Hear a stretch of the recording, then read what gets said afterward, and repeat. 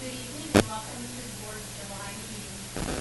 I will be officiating the meeting this evening since our Board President is out of town. First on the agenda is roll call. All, obviously, except for Mrs. Spangenberg, are present. Thank you.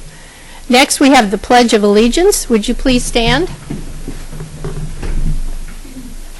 I pledge allegiance to the flag of the United States of America and to the republic for which it stands, one nation, under God, indivisible, with liberty and justice for all.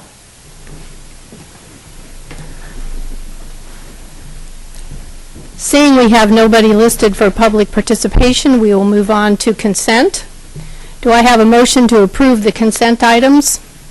So moved. Second? Second. The motion has been moved and seconded. Is there any discussion? All those in favor of the motion, please signify by saying aye. Aye. Motion has passed. Dr. Wall, do you have anything to add to the consent items? I do. Thanks, Pam. I think it's an exciting day. We want to congratulate Sarah Inskeep in attendance this evening. She has been named and appointed the new principal of Forestdale Elementary. Congratulations, Sarah. Thanks for being here tonight. We're excited to have you on another level of the administrative team and to be leading Forestdale. Congratulations. Also in the consent, we appointed as interim principal for Town Meadow, Kim Barrett. Kim Barrett just recently retired at Smoky Row. She will begin the year at Town Meadow as the interim principal, and I will give you feedback on long-term solution as we continue to look for a fit to leadership profile developed by Town Meadow stakeholder, parents, and staff. So we are very confident in Kim's ability to start the year for the students, for the families, parents, and for the staff. And I'll keep you apprised on that. Thank you, Pam. Thank you. And I want to say congratulations to Sarah as well. I can't tell you how many administrators in this district have been born and bred at Orchard Park. So, you know, we are a good stomping ground. Next on the agenda, we have the action items. The first action item is the long-awaited ratification of last year's teacher contract. Dr. Wall. Very exciting again. I want to thank CTA members for being in attendance. Mark and Amy, thanks for being here this evening. It's with enthusiasm that we recommend the approval of the contract's been ratified by the CTA, as you were informed this morning. Very excited to recommend this. And just to let everyone know for edification, it is for 2016-17. As we all know, that was on a stay, contingent on the election, which was conducted by IERB. We will then in September sit down collaboratively with the CTA to look at the contract going forth and look forward to that collaboration as well. So this evening, we recommend the approval of the 2016-17 contract between the Carmel Clay School Board of Trustees and the Carmel Teachers Association, CTA. Thank you, Dr. Wall.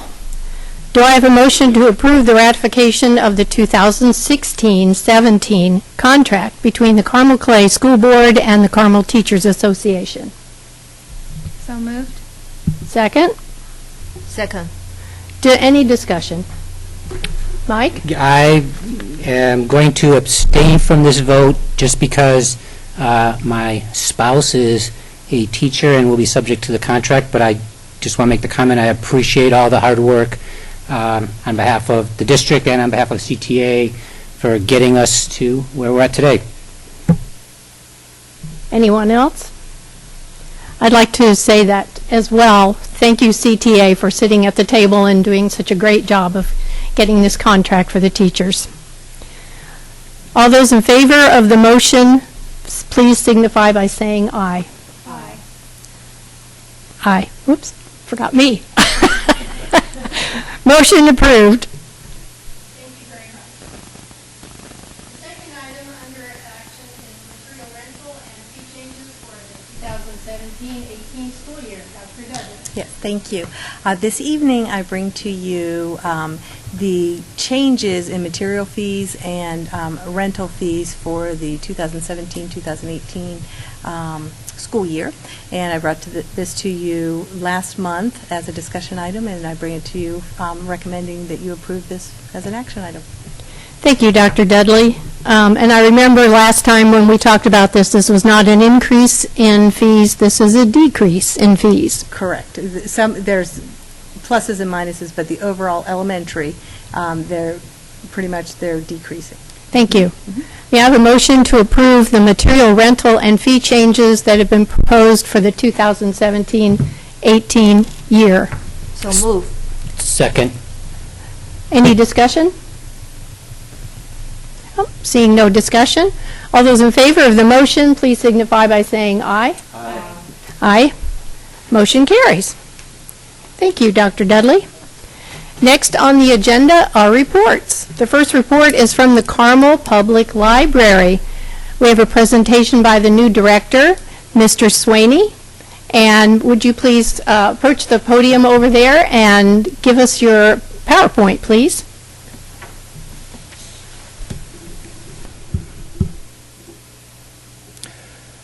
Hi. Well, thank you for giving me this opportunity to speak. I am new to the community. I moved to Carmel and took the position of director in November 2016. And so one of the messages I have is just to say thank you, and we really appreciate from the library perspective the close partnership we have with the schools. A little bit about me, that's a picture of Johnson City Public Library in East Tennessee. I was at that library for over 20 years. Picture of me and my wife on the left, my daughter Susan, and close family member, cousin Carrie Swaney in the middle, and my dog Heidi, who also is a new resident of Carmel. Reading is good. I think we can stipulate that. That's something that we believe at the library. And one of the things that did attract me, lure me away to come to Carmel was just the incredible support and high usage of the library that Carmel Clay Public Library receives. You can see that for the last 3 years, our library has had over 2 million in circulation, which is really a phenomenal rate for the size of our community. Also last year, we topped 600,000 visits for the first time, also a phenomenal number for our size. Nearly 70,000 attended our programs last year, and we're still underway with our summer challenge. And we also just in particularly appreciate, again, the close relationship that we have with the schools and the close relationship we have with a lot of students. The proximity of the library to the high school, elementary school was a major selling point for me of just a unique opportunity for the library and the community. An innovative way that we're serving the community is we have a mobile library. It has a lot of community stops, including the middle school. That's something that we're proud of and still growing. We did do a community survey in February, and we found out some interesting data. I could talk to you more about this later if you're interested, but some of the key things is that people really like the library. We know that people are very satisfied with the library, and residents of the West Side are interested in ways they might receive additional services from the library. So that's just something that we're taking a look at. We have our digital media lab downtown, and I know that's getting pretty well used by the high schoolers. We have 3D printers, recording booth, and 5 Mac computers with special software. So it's pretty fun to see what kind of creative projects that students and people of all ages are coming in there and doing.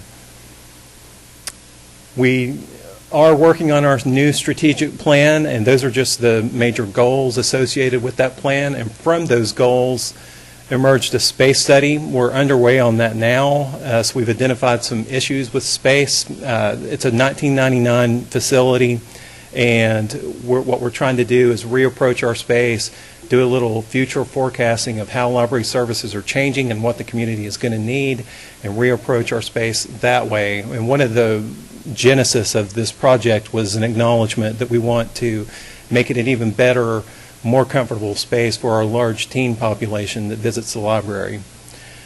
So these are some of the goals. Improving energy conservation is one, just again assessing the future use of the library, and it's critical that we want to engage the community in the process, and the schools are a very important partner in that. So I will be contacting Dr. Wall in the near future about how the schools can be a part of our space reimagining process. And just looking at all the things that the school system and the library does together is really astonishing. I can't do it justice in just a few minutes, but again, it's something that really attracted me to this community and I thought was really special and unique to Carmel in many ways. Just looking at last year, over 10,000 recorded ways that we collaborated, 10,000 connections made in various categories of tours and instructional sessions and summer challenge and all of those things. And then just here's some pictures of some tours that are happening. I participated in the Title I Family Night. It was absolutely great and well attended. School literacy nights. And again, I just want to say thank you. It's nice to be here, and I don't have to try to say it all, but I would invite you anytime that you want to stop by the library, and I'll be happy to talk more about any one of these pieces or give you a little tour. We can talk about the space, but appreciate being here and appreciate our relationship. Thank you. Thanks. Bob and I met to talk about this and the partnership that we have with the library. We want to enhance that. And as we go forward with their strategic initiatives, we will have team members, leadership team members on that committee so that we can make that partnership even stronger. And we thank you for that invitation and appreciate your presentation this evening. Thanks, Bob. Thank you. Thank you, Mr. Sweeney. I know everybody's going to take advantage of the library in this coming year, as they have in the past. Do we have any questions for Mr. Sweeney? I did neglect to introduce, we have our board members with me, Patty Napier, and she was appointed by this board. And thank you for that appointment. She's an excellent board member. We have an excellent board at the library, so thank you for that. Thank you. Thanks for the opportunity to serve. This is my second term that you've appointed to me, and it's an honor to do both positions. Doing a good job. No questions? Okay. I just can't believe that the library that's there has been there since 1999. I mean, it just seems like yesterday when they put it in, but okay. And I just had one question on your digital media lab. Do you have any people, resource people there to help the students when they come to use the library? Yes, absolutely. I think that's one of the key parts of that space. It is supported by staff with a good knowledge base of the hardware and software in that room. So students that come there to work on projects are supported by our staff. Okay, thank you very much. Next is the monthly financial update. Mr. McMichael. Thank you. Well, as you can see from this report, we're halfway through the year. So by the end of June, we now have the first draw of property taxes from the referendum, and so you can see that our cash balance increased considerably. It's finished June at $11.3 million. I'd hasten to add that the contract that you just ratified will drop that about $3 million, which was anticipated. That's all, within what we expected. But it's higher now because we didn't pay that out timely, really. So next month you'll see that balance will come back down. And that's what I would have to report this evening. Thank you, Mr. McMichael. Any questions for Mr. McMichael? No? Wow, moving right along. Thank you. The next agenda item is the superintendent's report. Dr. Wall. Thank you, Pam. This is the time of year that give you a brief update on start of the school. We're ready. We will be ready, right? Yes, we will. Let me clarify that. We will. Not yet. But staffing is underway. We had an update today under Corrine's leadership. We have staffing coming into place, and there's some things that come in late, but we're going to be fine for the start of the school year. The other thing is bus driver update. We have enough to start the school year, which is good. And just kind of a brief overview, 2 years ago we started an incentive program for signing bus drivers. That went very well. Last year, not as well. So we're not recommending reintroducing an incentive. We have enough to start. We're advertising for more bus drivers, so we have subs for anticipated absenteeism, which happens in any class, in any work group. And again, in times of a good economy, it's hard to have a surplus of bus drivers. It's just two things are economic indicator of my 16 years. Strong economy means you have a harder time getting substitute teachers and bus drivers. In 2008, we had bus drivers and substitute teachers to spare. So it's good news, but I know Corrine in HR is working diligently, Roger and his team in transportation, so we have enough to start, and they're continuing to look for subs in the event of the anticipated absenteeism. So we're in good shape. Thank you, Dr. Wall. I know we had problems with the bus drivers in the past, and want to make sure that we have enough to start the beginning of the school year. That's very important, that we don't have the routes changed because we don't have enough drivers. Any questions for Dr. Wall? Yes. Could you remind everyone what the first day of school is? Yeah, I was going to do that in the end here. We've got August 14th as a teacher work day, and August 15th is this day, first day for our students to come back, and we're excited. We have the next workshop session is the 14th, which is a teacher work day, but first day for kids, August 15th. Thank you. Any other questions or concerns? Thank you. Next is board member reports. Anybody on the board have a report tonight? No? Well, then that concludes our meeting for tonight. Surprise, surprise, surprise. Look at the time period. I'm fast. Meeting adjourned.